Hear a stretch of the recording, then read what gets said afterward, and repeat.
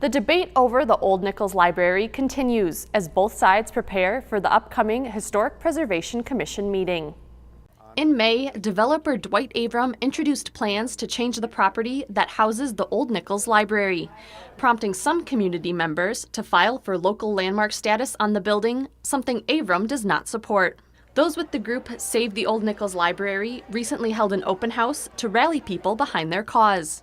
Many came to show their support, while others came to learn more about their attempts at preservation. I think what we want to see first and foremost is that the building is preserved as is, that it's not disassembled and then, pasted onto the front of this 4-story building.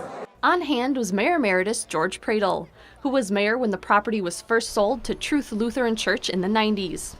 Sorry that as the mayor, I didn't make that a historic building. Those with Save Old Nichols hired the Association for Preservation Technology to do an assessment of the building. Their analysis deemed that the structure needs over $300,000 in repairs. But this does not include any necessary updates to the interior, as they could not survey that area. However, the developer's assessment of the building indicates it needs nearly $1 million in repairs, not including necessary work to deal with asbestos, mold, and lead paint. In an official response to the historic landmark application, Avram states, "It may have been appropriate at some earlier date to have designated the property as a landmark. However, given the current conditions, economic challenges, and fragility, that time has passed. The property has deteriorated and is now in poor repair. More importantly, the property is now in private ownership and the owner does not agree to have the property designated a landmark. It would establish a dangerous precedent to basically take the property from the owner without its consent."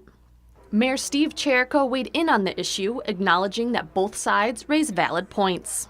Obviously a beautiful historic building, and it is one of the few remaining buildings in our community, so it is important. But it's in terrible disrepair. It's not the building that it once was. So it's complicated. It's not like it's a city project that we can just make our own decision on. We have to respect private property rights. And we have budget constraints. And so I don't think that this is something that property taxes should be responsible for. The Historic Preservation Commission will hear both sides of the argument at their meeting on August 22nd, with City Council eventually making the final decision.